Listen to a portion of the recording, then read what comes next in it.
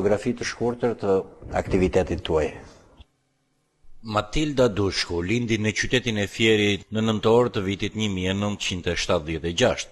Qyshherët kur ishte nxënëse ajo shpërfaq krijimet e para poetike, të cilat i publikohen vetëm në një rreth të ngushtë shoqëror. Më pas ajo do të punojë intensivisht dhe siç e shpreh vetë ajo, me mbështetjen dhe përkrahjen e rretheve letrare në qytetin e Fierit, përmblodhi krijimet më të mira në vëllimin poetik Pesha e Fatit. Ky vëllim vjen në duar të lexuesit si një plotës emocional i përvojës jetësore të autores, duke përzgjedhur mes të tjerash lirizmin dhe ndjesinë artistike të dukurive. Poezia e Matildës është një reflektim në lëvizje, një botë konceptim që shpërthen për sfidë me ripërtëritjen mes dimensioneve të dhimbjes dhe dashurisë. Ajo ka arritur të krijojë një model të vetin të përzgjedhjes së fjalës, sa të thjeshtë në strukturimin e vargjeve, të ngrohtë, të tretshëm për lexuesin, po aq edhe me forcë të madhe të mendimit filozofik të jetës.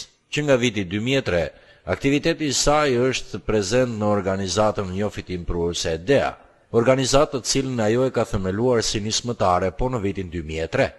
Shoqata DEA është krijuar nga një grup nismëtar me vullnetin dhe iniciativën e lirë të secilit. Aktivitetet e DEA-s fokusohen në promovimin e të drejtave të fëmijëve dhe të rinjve në familje, shoqëri dhe largimin e tyre nga rruga për të bërë qytetar të denjë për shoqërinë. Shoqata drejtohet nga kryetari dhe një bord prej disa antarësh.